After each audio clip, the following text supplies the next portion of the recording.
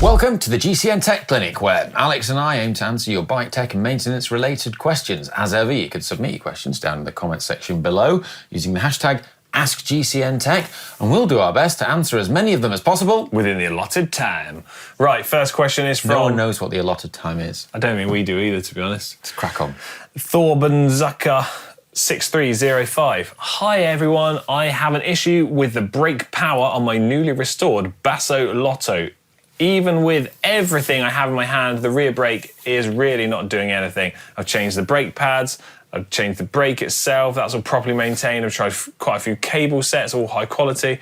And then they say, I think the main reason is that the layout of the brake cable underneath the bar area. Currently it's running alongside the bar, underneath the bar tape.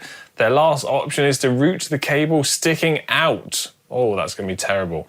Besides the opposite of aero, it looks quite bad in my opinion. Desperate for any other ideas. Cheers and thanks for all the input. Any suggestions off the top of your head? I've got a couple. Yeah, I think it could be a brake cable routing issue. So 100%. What happens is, on some ways in which you set up the brakes and the cable routes through the bar, if you've got like particularly tight angles through internally routed cables, maybe it's because the way you've routed the cable, the length of the cable that you're currently running, you might need to use a bit more or a bit less.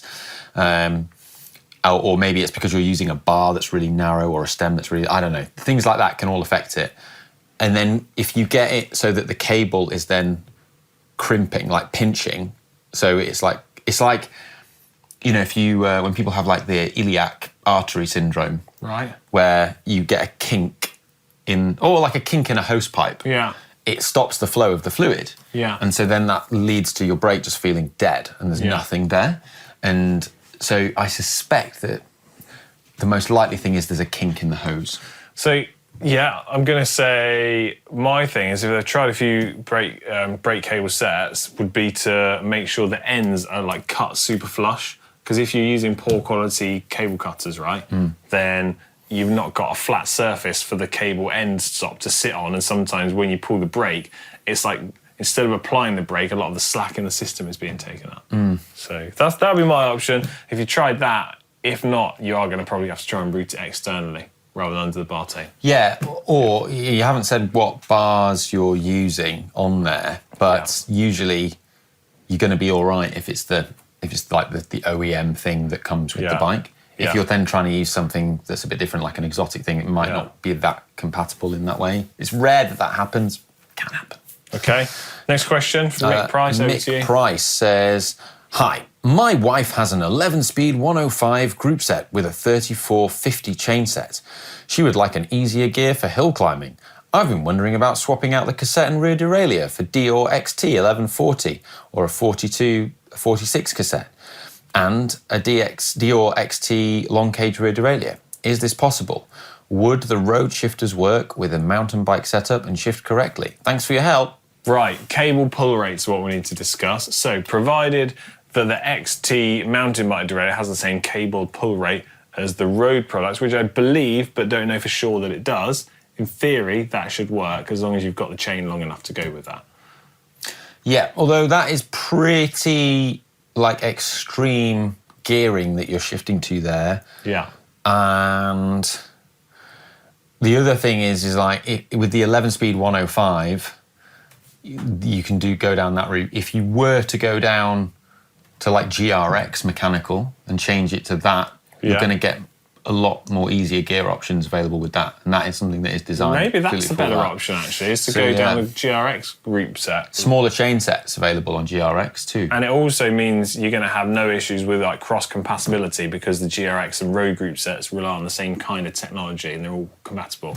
Yeah. Also, another option as well, instead of having to change the rear derailleur, is that you could get one of those derailleur hanger extenders. Not like the best way of going about it, but perhaps one of the cheapest ways to achieve that. I'll tell you something else. Yeah.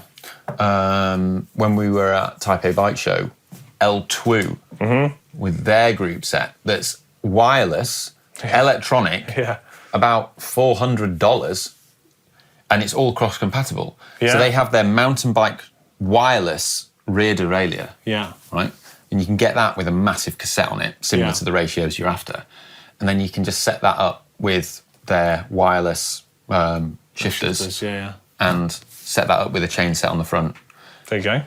And that's all cross-compatible and can run. So I would, and like for the whole thing, it was like $400. I was like, Yeah. pretty good. Yeah, that's pretty good, to be fair. Yeah. Okay, Dex McCluskey 4832, they say, Hola, Velo Boffins. A regular weekly ride for me is the crooked gravel short loop in beautiful Winter Park, Colorado, which has some punchy double track climbs. It takes significantly longer on my Clydesdale of a mountain bike, trail bike, than it does on my slinky thoroughbred titanium gravel bike. Will I get fitter, stronger and faster spinning and grinding on the mountain bike or going more swiftly on the gravel bike? 25 miles, 800 feet of elevation, which is 40 Euro miles and 550 Euro yards. Right, okay, I've got some thoughts here, and please correct me if I'm wrong. If you're riding the same route and you're trying the same level of effort and input from you, but one bike is taking longer than the other, the bike that takes longest is going to yield the biggest performance improvements because you're simply training at that power for a longer period of time. Well, I guess, yeah, you're spending more time training. If, however, because one bike is faster than the other one, you take it a little bit easy and it's like it rolls along a bit nicer and you haven't got to put as much effort in, and then you're still doing it in a short period of time, that's when I think there's going to be like a negative aspect to using one bike because you just won't get as fit. I'd just say ride the bike that puts the biggest smile on your face. Well, there you go.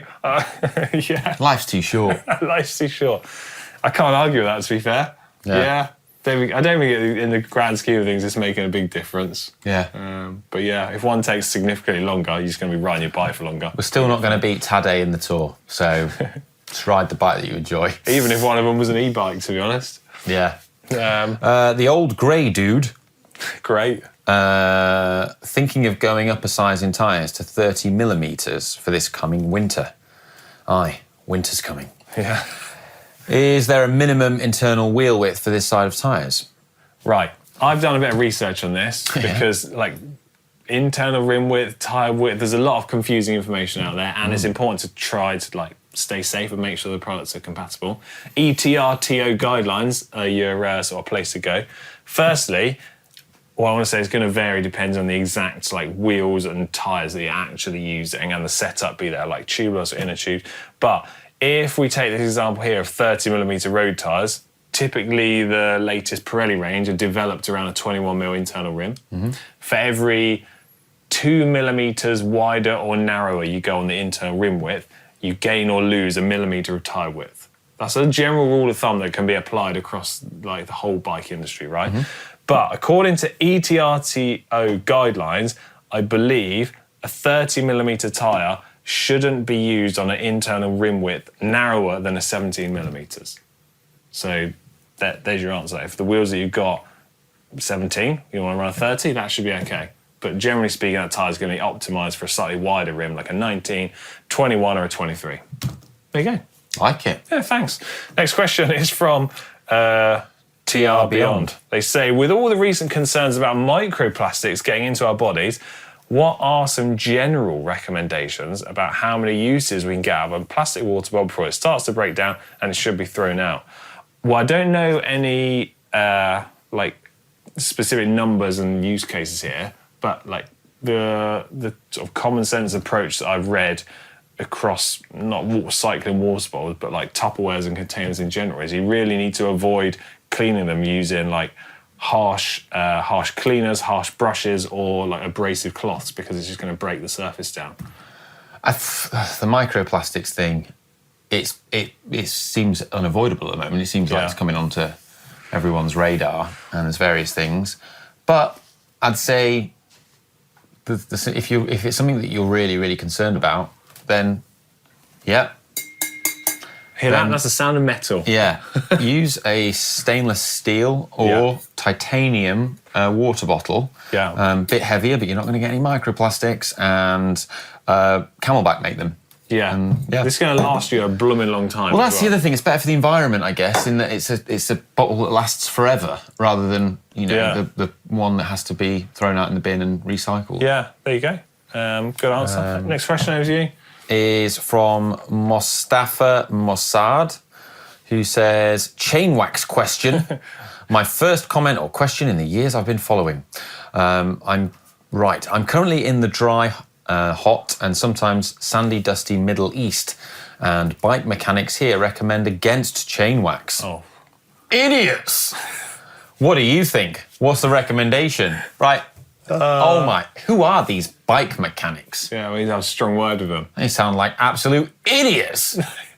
The best place to use wax is in dusty, dry conditions. Yeah, that's where you get a lot of the benefits. That's like the best place to use it. Okay, I know you've called these guys idiots. They are idiots. Okay, they're idiots. But right, hear me out here. Let me just put this to you. What if it's that hot in wherever they are, wherever that location is, that the chain wax is starting to go soft? Then what were you thinking? What is it, 70 degrees? It could be. What? Just in theory here, let's just talk through Where this. are they? Venus? Yeah, what if they happen to be in Venus, 70 degrees, the chain wax is going soft? What should they do? Well, Cycle somewhere cooler. So the interesting thing is that the chain wax does behave differently depending on the ambient temperature. Yeah, I think that's what we should probably discuss that. So there are use cases where you'd go, right, if you were riding in Siberia in the winter, then like lube is actually probably better because the chain wax will be really brittle and hard. Whereas riding in these conditions, I don't know, I think it's still the best option. Yeah. I would tend to agree on the basis of like what you just said, but a couple of years back when I was out at the Tour Down Under, it was blooming hot then as well, and I did notice the wax on my chain was noticeably softer, and it wasn't quite tacky, but it felt like it wasn't far away from being tacky, and then in that instance, I've started to lose some of the advantages of chain waxing in those ultra hot conditions. I mean, last week I was riding in 38 degrees, it got as hot as 40. Yeah. And riding a wax chain all week, and it absolutely didn't skip a beat. Didn't have to clean it all week, just had the endurance wax on. Jobs are good then. And absolutely brilliant. And, the chain's really clean at the end of the week. Had some friends who were using lube chains and their cassettes were black and their chains were black at the end of the week. Did you call them idiots? Yeah. Yeah, great. No, it's an absolute no-brainer. Like, I think the problem is with the wet lubes is you are going to get you get a lot of fine sand and dust in the desert. It blows up. Yeah. And that is going to stick to a wet lube. And that is not just going to make your chain dirty, but that is going to work its way inside the chain and wear it quicker. It's just like a grinding paste. Yeah, and it's just, the wax just isn't as sticky. Okay, right, on to the last question then. It's from Andrew Borowick. He says... Or maybe, I've just one last thing to add. Maybe the bike shop aren't idiots, because actually it's in their interests to say, no, don't use the wax chain, because that way you're going to work through more chains. They're going to wear out quicker, and then they're going to be able to sell you more chains. Conspiracy theory. You got a tin hat under there?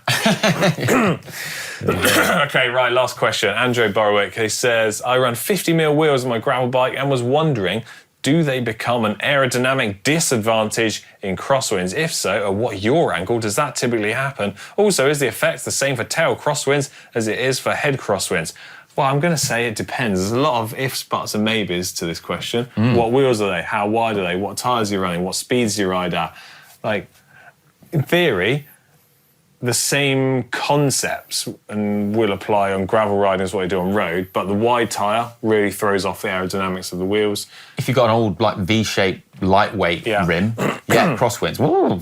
If you've got a more modern rim, a lot better. Which typically gravel bike wheels are wider to account for the wider tyres. But also I'm going to say the fact that when you're riding on gravel, you're typically riding at lower speeds, this stuff's less likely to have a significant impact at all. So I would just probably not worry about it and use the wheels and tyres that you feel like happiest with. Yeah, sound. Yeah, there you go. That's it for this week's GCN Tech Clinic. I say it every single week. I'm really sorry if we didn't get to your question, but persistence will pay off. Put it in the comments down below and we'll get to it in the coming weeks. Right, there. See ya. Love you, bye.